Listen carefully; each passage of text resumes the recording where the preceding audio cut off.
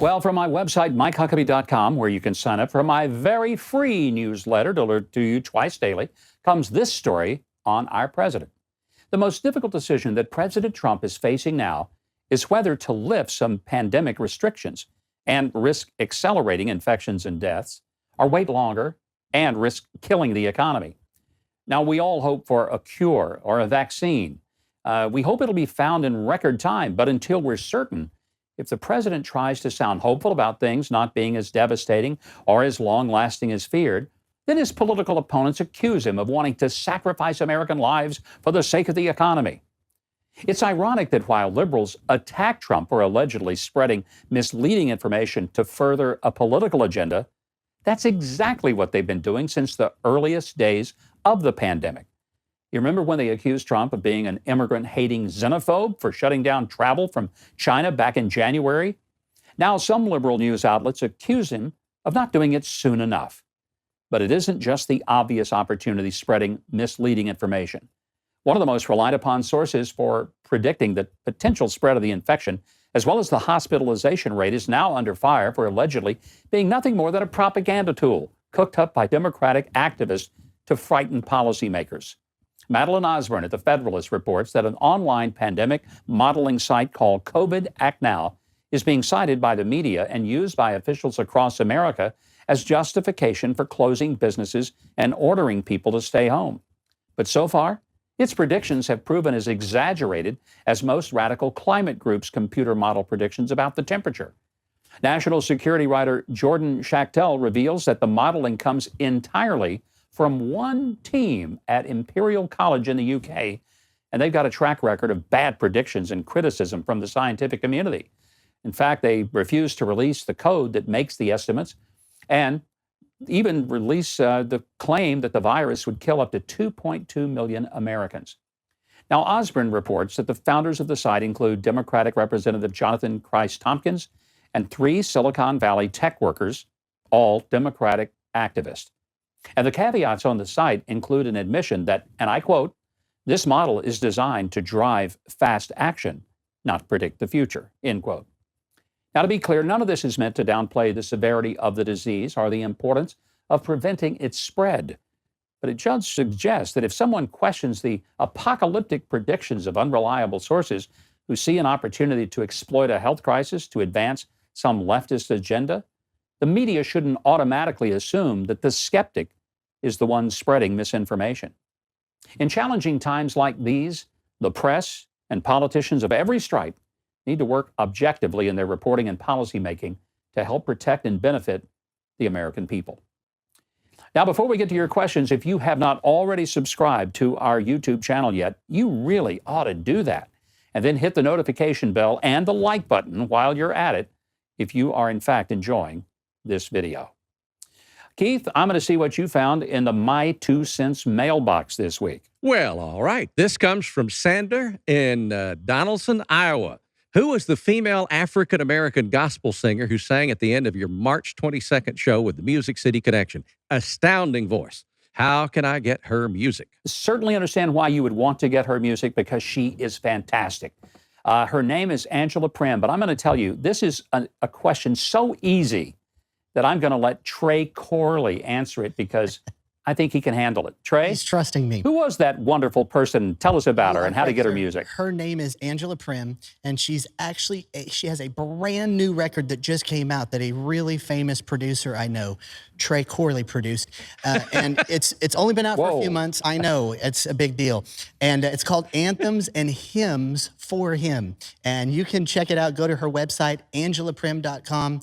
She's an incredible lady. She's like a second mom to all of us. She's just an incredible lady. I think you have described her rightly when you say she is a force of nature. She truly is. What an amazing voice and a beautiful human being. We love her. All right, Keith, what you got next? Well, let me add our apologies to truly famous producers. Okay, Charles in North Charleston, South Carolina wants to know, why is Mike Huckabee furious with Chick-fil-A? Oh, what an interesting question. Well, it's not that I'm furious with Chick-fil-A, the restaurant. I'm very disappointed. That's a better answer than furious with the Chick-fil-A Foundation. I think they've been dishonest with their people, their customers. We talked about this several months ago. They stopped supporting, the foundation did, Chick-fil-A Foundation, Salvation Army, Paul Anderson Youth Home, as well as the Fellowship of Christian Athletes, all outstanding organizations. They said they wanted to focus more on helping the homeless. That didn't make sense because the Salvation Army helps more homeless people than anybody in the world, and they do it all over the world. Instead, they gave that money to an organization called Covenant House. Only has 35 locations in the country. Covenant House is a front for LGBTQ activities, supporting such things as gay pride floats and parades, and also supporting drag queen story hour in public libraries for 6 and 7-year-old children. I just want Chick-fil-A Foundation to be consistent with the principles of its founder, the wonderful Mr. Truett Cathy. I don't think they are. And then when we found out that they actually gave money to the most anti-Christian group I know in America, the Southern Poverty Law Center, yeah, I guess you could say that I was more than disappointed. The people that run the restaurants, great folks, people who work there, but they need to clean up their act at the top corporate level if they want the business of a lot of people who really want them to live up to their standards. Okay, Keith, what's next? Jim from New Hampshire wants to propose some rights to our citizen. He writes, to return power to the American people, we must do 2 things. 1, Congress should receive no federal pay or benefits. All compensation should be determined by the state they represent.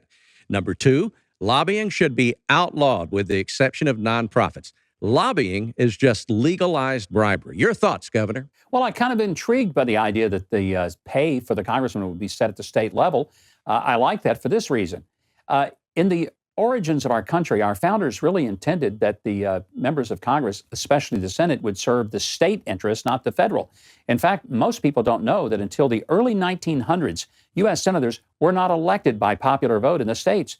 They were selected and given their positions by the state legislatures. And the reason for that was so that they would keep in mind the idea of federalism, that is, a United States of America, not an overriding national federal government. So I kind of like that. Now, the other one is about lobbyists, and you say it should be outlawed. Lobbying does have a legitimate purpose at times in that it represents to members of Congress various interests that probably need to be heard. But here's what I would do. I would make a lifetime ban on any member of Congress ever being a lobbyist. In fact, I'd kind of like to say that once you've served in Congress and you leave, whether by election or by retirement, you can't get within 50 miles of Washington anymore, and you cannot profit off anything involving the government. Keith, what's next? Well, finally, Dennis in Pearl, Mississippi says, my wife, my sister, and I try to watch every Saturday and really enjoy your show. Your guests are always interesting and knowledgeable. That announcer, he is incredible. What a hunk. Then thankful that we found well, I may have added something. Thankful that we found Huckabee some 100 plus episodes ago and look forward to many, many more. Well, I hope there are going to be many, many more, and there will be as long as there are great folks like you who watch us every week and who also share our digital exclusives. We hope that you enjoy those as well. Thank you very much for your confidence in us. We hope to always earn it. Now from the Twitterverse, where you can follow me at GovMikeHuckabee, we want to give a few shout-outs to people making lives better during these difficult days. Here's a salute to MyPillow founder Mike Lindell. He's making medical masks to give to hospitals who have a shortage. Also, a shout-out to Carnival Cruise Lines. They've offered their ships as temporary medical beds to be used in port cities where they're needed. And we recognize the creativity of Mr. Nick Lund. He showed how to bring the outdoors indoors when he invited Twitter followers at home to send pictures of birds spotted in their backyards. Over 230 species were posted, from eagles to ducks to cardinals. And I'm glad, since the St. Louis Cardinals may not be playing this year thanks to the shutdown of the sports. Also, a tip of the hat to the wife of one of our team members here on our show, who is taking her camping chair and calling on older members of her church, sitting on the lawn 20 feet away to talk with and encourage each one as they sit safely on their porch. Now, why don't you think about what you can do to make a difference in the lives of your family and friends, and then do it, and do it safely. Well, remember the old saying, doing good for others is not a duty, it's a joy, for it increases your own health and happiness. We look forward to seeing you again next time for Facts of the Matter. Thanks for sticking around. I know it must have been grueling to sit through, but since you made it all the way to the end, you might as well subscribe and hit the notification bell below. But if you really hated that video, you just ought to go hug a puppy or something. because you really do need to relax.